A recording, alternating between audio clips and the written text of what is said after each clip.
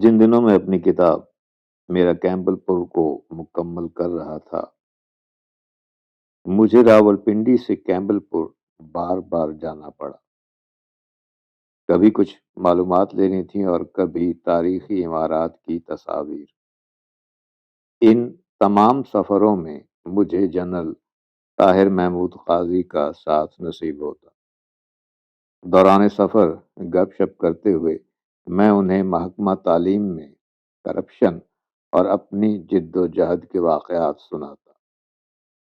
मेरी बातें जनरल साहब के लिए अनोखी थी, क्योंकि वो महकमा तालीम के बारे में बहुत अच्छी राय रखते थे।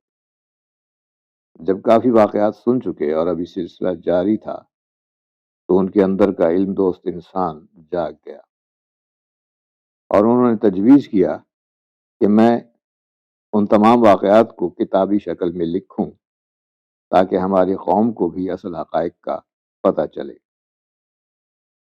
मेरा कैम्पबेल की भरपूर पज़ीराई के बाद मेरा भी हौसला बढ़ा और मैंने तमाम वाक़यात कलम बंद करने शुरू कर दी।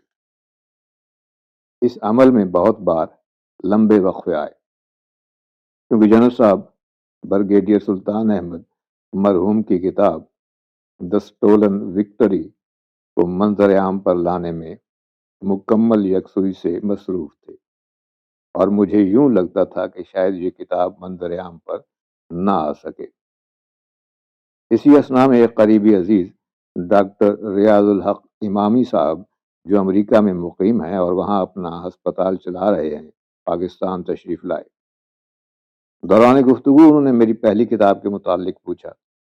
जब बताया कि पहला एडिशन ख़त्म होने वाला है, तो उन्होंने कहा कि फिर दूसरा एडिशन कब तक आ रहा है।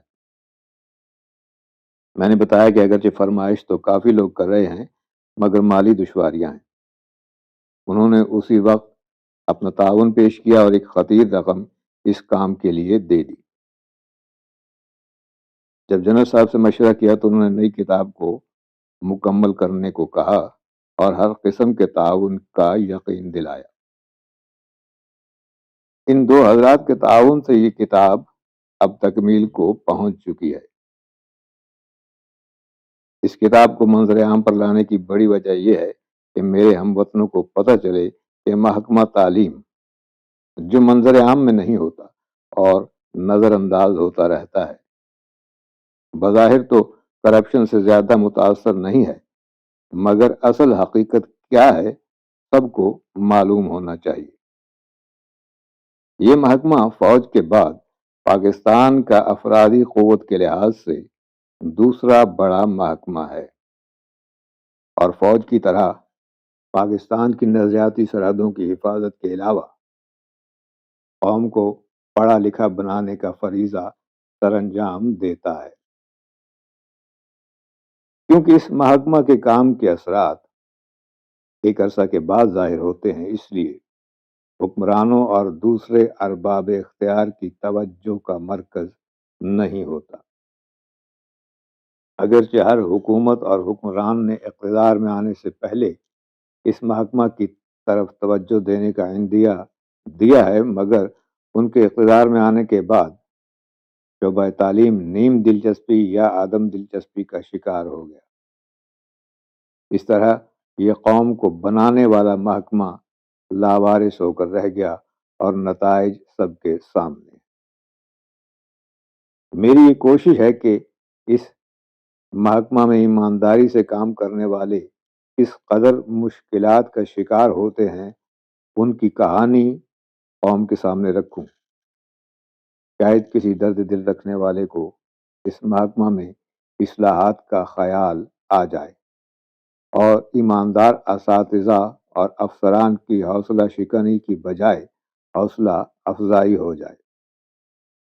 इंतज़ामी ओहदों पर अफसरान सियासी दबाव या वफादारी की बजाय अपनी सलाहियतों और अच्छी शोहरत की बुनियाद पर तयनात किए जाएं।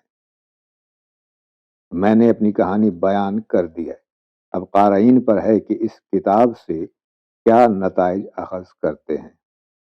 मैं उन पर छोड़ता हूँ। मैं अपनी इनिंग्स खेल कर रिटायर हो चुका हूँ। مگر دعا کرتا ہوں کہ میرے بعد میں آنے والے اساتذہ اور افسران کو ان حالات کا سامنا نہ کرنا پڑے اور قوم صحیح معنوں میں ترقی کرے۔ میں انعام الحق جاوید صاحب کا ازحد ممنون ہوں، جنہوں نے کتاب کا مسودہ پڑھا اور اپنے تاثرات بھی قلم بند فرمائے۔ سرورق کی تیاری میں نیشنل کالج آف آرٹس کی ہونہار طالبہ صالحہ شعیب نے بہت محنت کی، جس کے لیے میں ان کا بہت مشکور ہوں۔ آخر میں شاگرد عزیز ڈاکٹر ارشد محمود ناشاد کا شکریہ ادا کرنا ضروری سمجھتا ہوں، جنہوں نے مسودہ پڑھا اور اپنے قیمتی مشوروں سے نوازنے کے علاوہ اپنے تاثرات بھی قلم بند کیے، جو اس کتاب کا حصہ ہیں۔ شاگرد عزیز طارق سعود، سابق صدر ایپٹما اور لیفٹیننٹ کرنل افتخار حیدر صاحب کے مالی اور ہر قسم کے تعاون کا شکر گزار ہوں۔